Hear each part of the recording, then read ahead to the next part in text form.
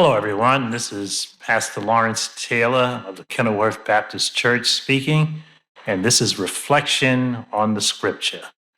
Thank you for joining with us today.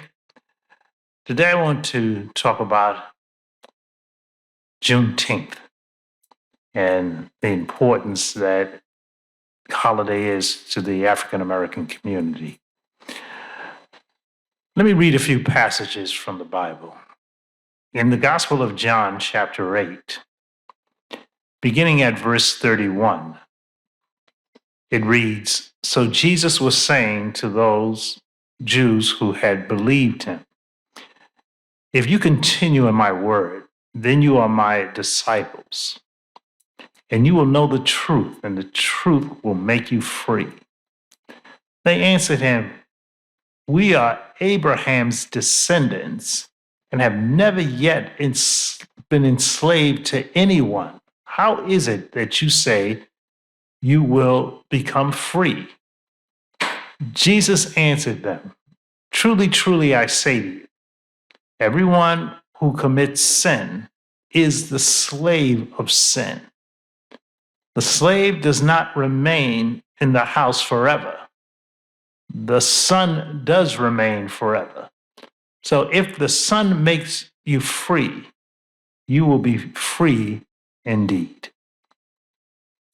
So in this passage, Jesus speaking to Israel tells them that they were slaves. Now, they said something that was totally untrue. And that's in verse 33 of this passage, when it says, "They answered him, 'We are Abraham's descendants and have never yet been enslaved to anyone.'" Well, that's just not true. Would they forget about Egypt, where they were under bondage for 430 years? And let's also note 70 years under Babylonian captivity. So that statement in verse 33 is just incorrect. But Jesus was not talking about that kind of slavery. He wasn't talking about chattel slavery. He was talking about slavery to sin.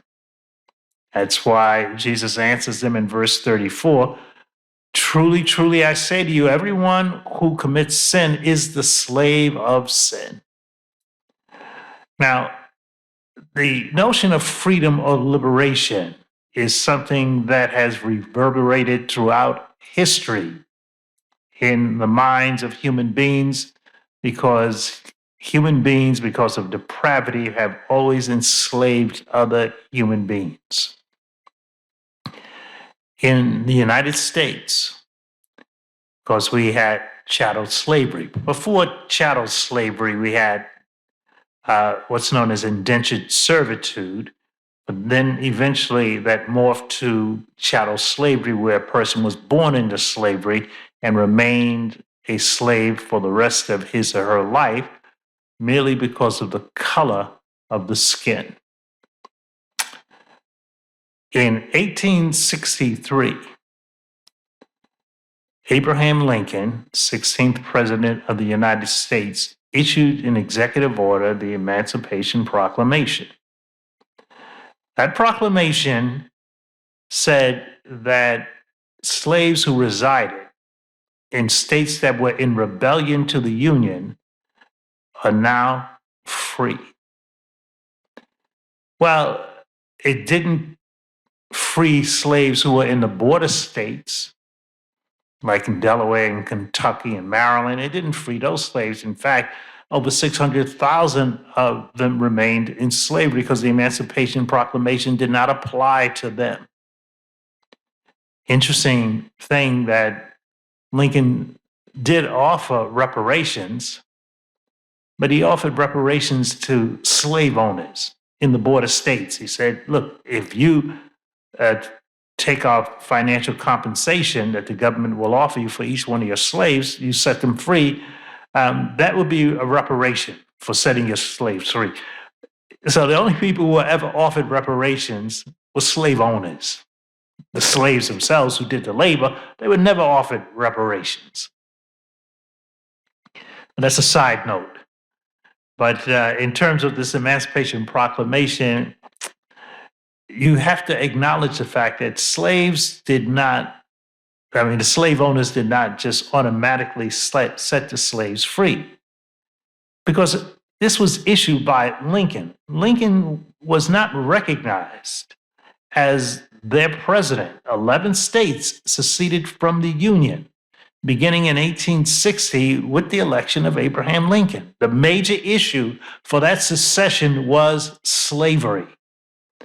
Not this multi-causal stuff that they teach you in the high school history books, that it was because of a tariff and because of state rights and because of the northern invasion of the South and Southern integrity and a whole bunch of these other nonsensical things that they teach. That's known as the myth of the lost cause.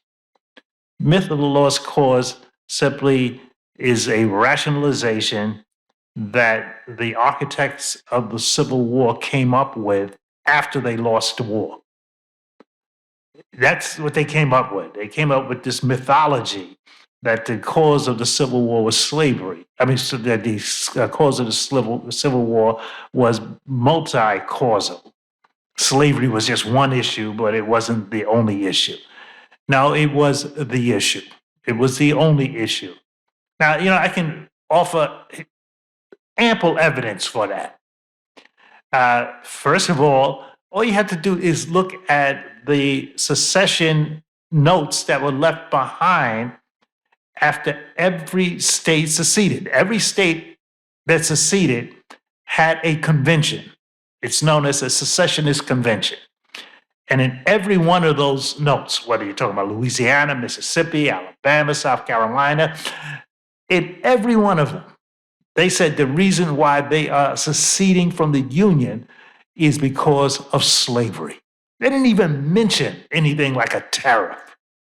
So, as one historian said, if the tariff was one of the causes for secession, apparently they forgot to mention it because there's no mention of it anywhere.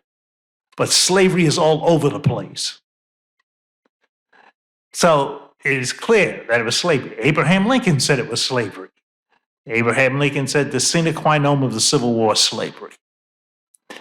Let's also note that prior to 1861, when the war began in 1861, prior to the Civil War, prior to that decade, the previous decade, in the 1850s, there were secessionist or at least sectional tensions. Let me explain what that means. What I mean is that there was a great deal of conflict over the issue of slavery.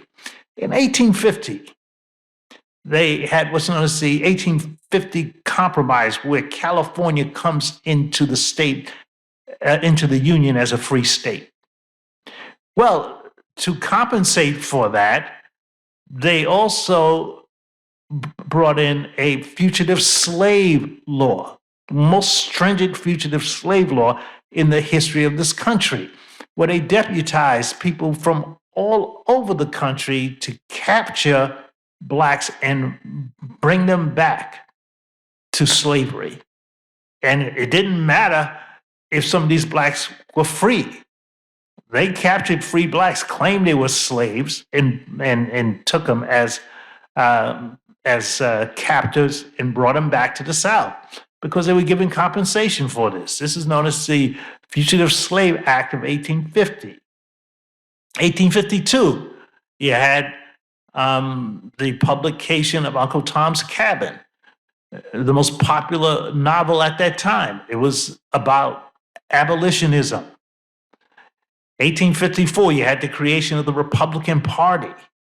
Republican Party was a sectionist party that said that slavery should not go into the territories newly acquired that the United States acquired from Mexico. So the Republican Party said no expansion of slavery. It wasn't an abolitionist party because they didn't say abolish slavery. They said you just don't let it spread in those territories. The first person to run as president for the Republican Party was not Abraham Lincoln. It was a man by the name of John Fremont. And John Fremont was an abolitionist, far more radical on the issue of slavery than Abraham Lincoln was. But he lost to a dough-face from Pennsylvania, a guy by the name of Buchanan. Buchanan was a Northerner who sympathized with Southern issues. That's why they called him a dough-face. And then also in 1854, you had the Kansas-Nebraska Act. Under the Kansas-Nebraska Act, it stated that those territories the termination for those territories being slave and free will be based on squatter rights.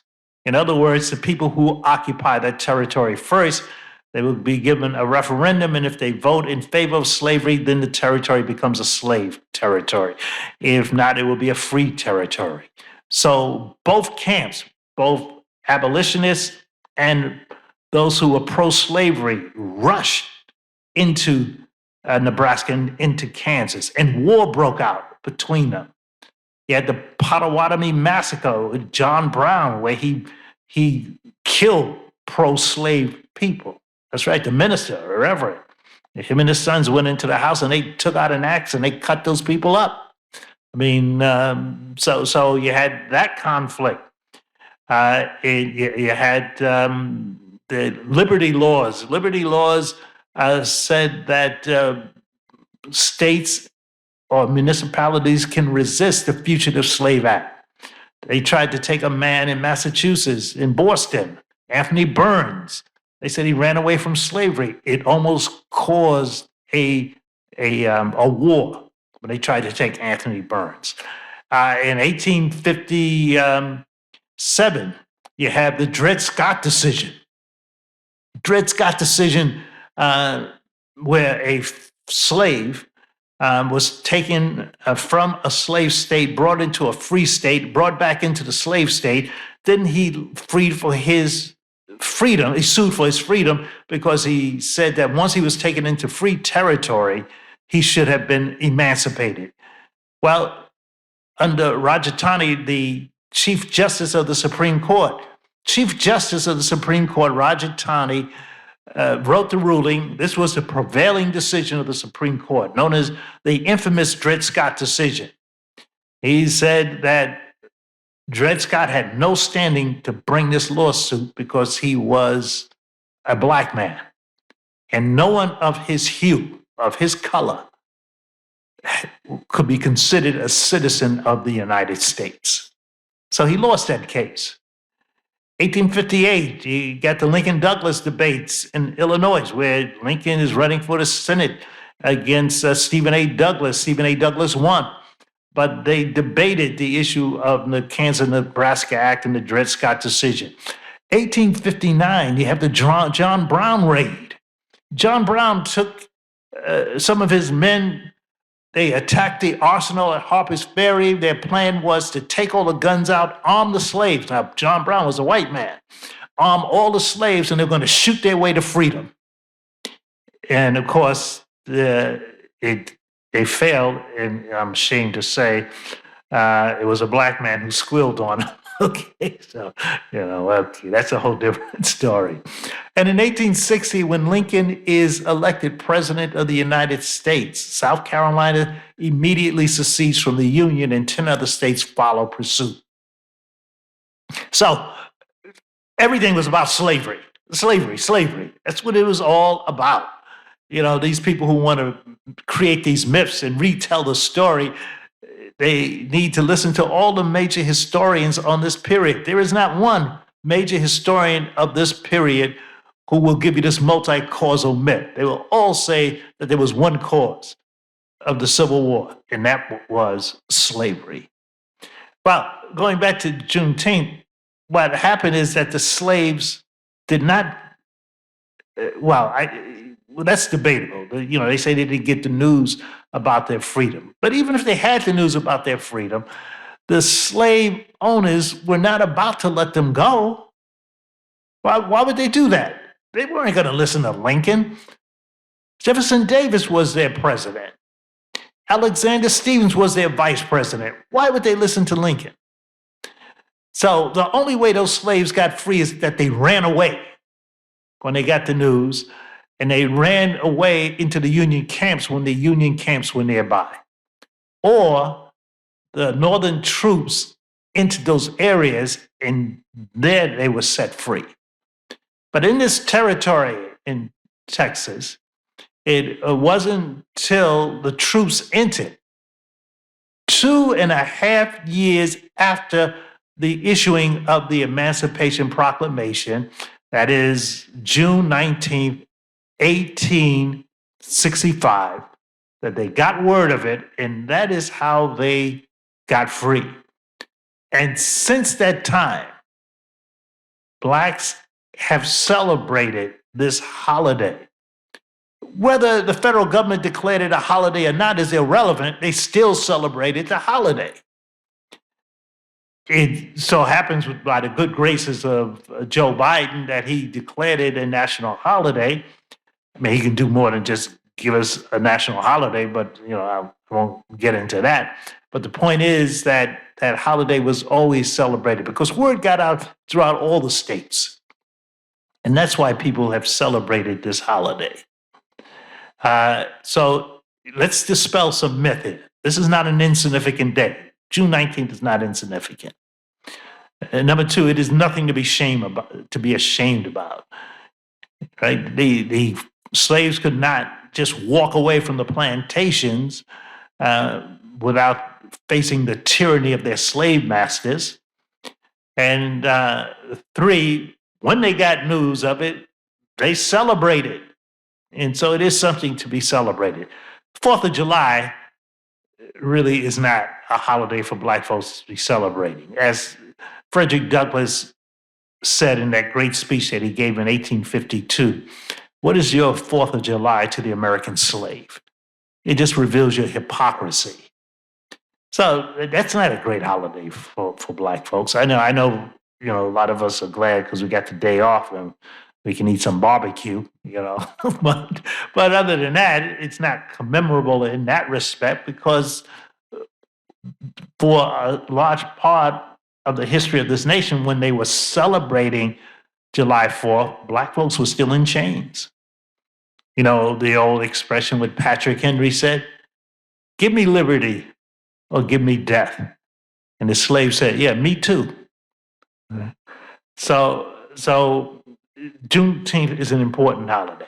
But going back to our passage here in the Gospel of John, what is so significant is that whether slave or free, everyone, Jesus says, is a slave to sin. And there is no power in the universe that can free you from the power of sin except Jesus.